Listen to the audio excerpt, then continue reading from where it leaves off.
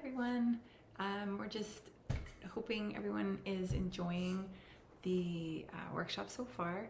Apologize for the haziness. I have a bit of a headache, so I apologize if I'm kind of stumbling around a little bit here.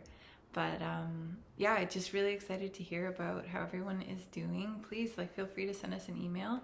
You can reply to any of the ones that we've been sending, and we'd love to hear how it's going and any changes that you're noticing. Absolutely. So yeah, today's just to recap today.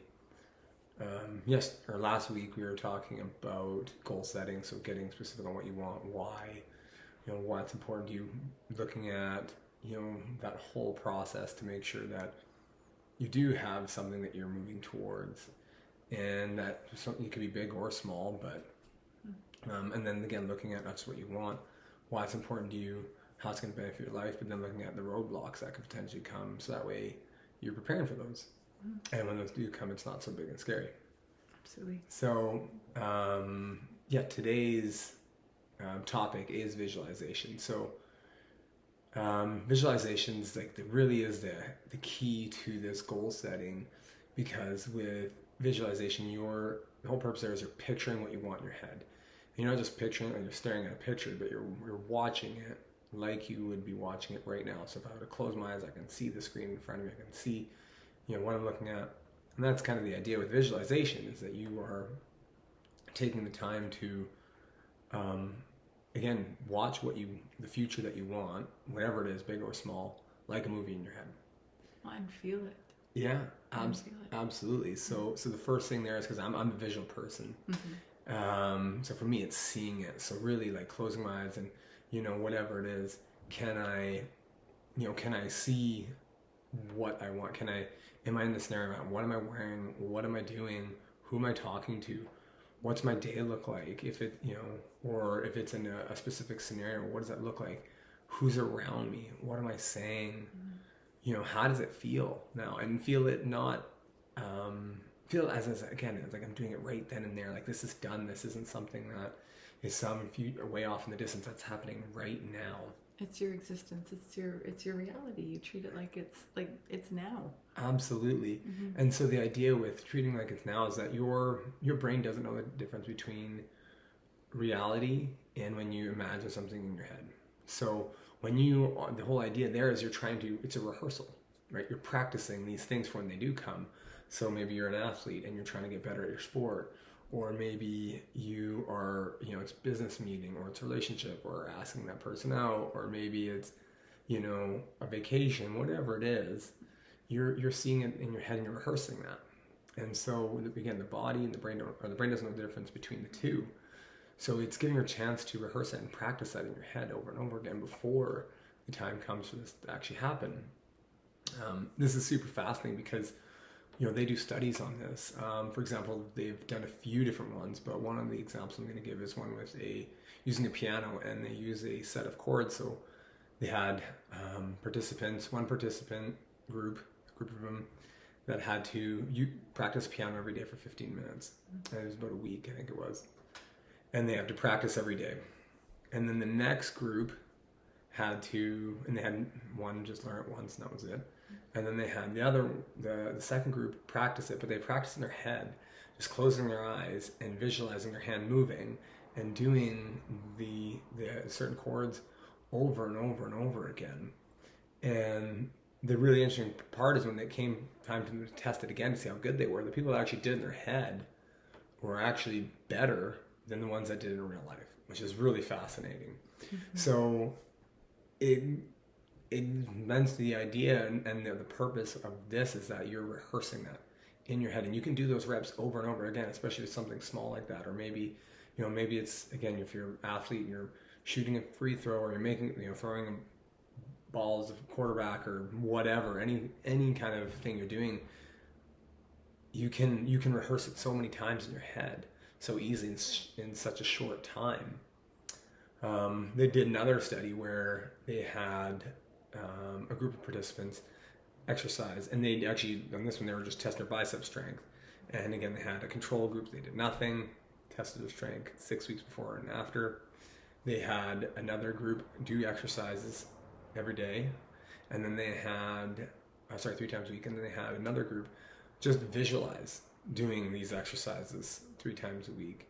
And again, when they came to the end and noticed that those that were doing the exercises actually did, get ahead or get stronger more than the other people. Mm-hmm. But the people just visualizing themselves doing it, just imagining themselves getting stronger and doing these exercises, got significantly stronger. It was like 30% or... Yeah, they did the measurements for muscles or that testing is. Totally. I don't know the actual strength numbers off the top of my head. I can find it. If you want to know, I'll definitely find it for anybody that wants to find out. The point there is that progress, just from imagining it, just from literally closing your eyes and picturing yourself doing it. Mm-hmm. And, sometimes people don't realize the power in that. You can apply this to literally any skill that you have, whether it's, again, a career, whether it's relationships, whether it's, big or small. You can apply this to anything. I think that there's a point here as well where you can not only use this tool as a visualization, but you can use it as a tool of consciousness as well, because if these thoughts have such an effect, we know these thoughts have such an effect on our lives. So when we have those negative thoughts, it becomes even more imperative to find a different flow of thought. Break that pattern of those rabbit holes that we go on. I know I do absolutely still sometimes, and I'm catching it more and more. But to be able to find that, and that's where meditation comes in, because as you become more present with yourself and you're starting to visualize more and have that time, and even the time that you've set aside for yourself, even just that is giving you a sense of accomplishment. So all of these, and we've talked about this before, is they compound on each other. So once you start being more cognizant of these thoughts and you start seeing these positive aspects, you're not actually going to allow yourself to go down as many negative rabbit holes, because it has a deeper meaning than we know. Mm-hmm. That's a really good point. Yeah. And so that's where, again, having the outcome that you want, knowing your why, and then visualizing what you do want.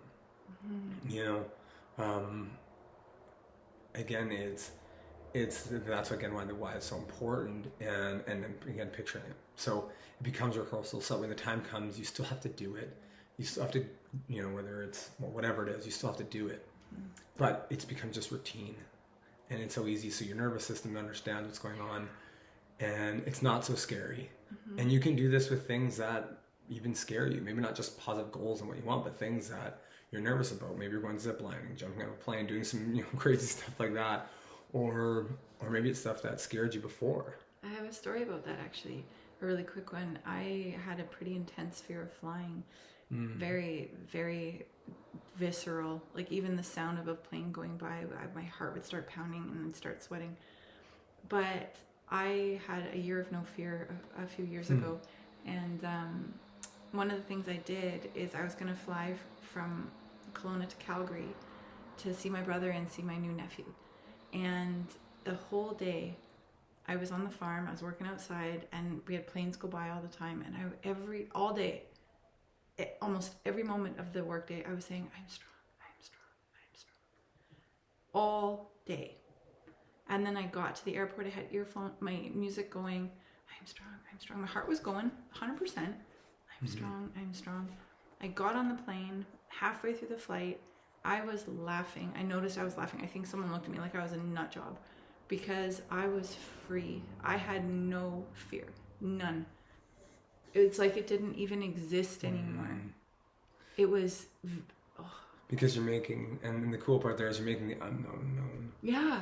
And that's what stops people from doing most things. It's what's unknown, what could happen. But if you're already playing those scenarios, and again, looking at the positive side, or even just understanding that these things that are coming up could be uncomfortable, it's allowing you to deal with it. And then when time comes, it's not so scary. Yeah. So definitely, during these meditations, using that time to visualize, get clear on what you want. Like you said, picture it in your head, watch it like a movie, keep going back to it. It's not easy. The more you do it, though, the better you're going to get, just like any other skill. To the point where you can watch this whole movie of whatever life, whatever thing you want, and keep watching that, right? And coming back to and watching it, not just to watch it, but watching with love in your heart and gratitude, gratitude and thankfulness that it's happening. And there's so many ties in there with the benefits and how gratitude, helps your nervous system and lowers your cortisol and increases your serotonin, but really just from a place of being at peace, which is such a beautiful thing. So, like I said, that's kind of the lesson or the information I want to share with you today, and how it can help. And I hope that this is something that you take away and really can start practicing and putting it to use. Again, I've done this so many times from being an athlete, and some of the best plays I've ever made as an athlete were because I did this for sometimes a few times, sometimes weeks leading up to whatever plays I made. Done it with buying vehicles, to getting jobs I wanted, to earning money, to relationships, to the wedding that we had. So you can use it anywhere, and it can just make your life just so much better, and these things that you didn't think maybe were possible can make possible. So I hope you use this. I hope that when we meet next week, we can discuss it and then hear about how it went for you. Absolutely. Awesome. Okay.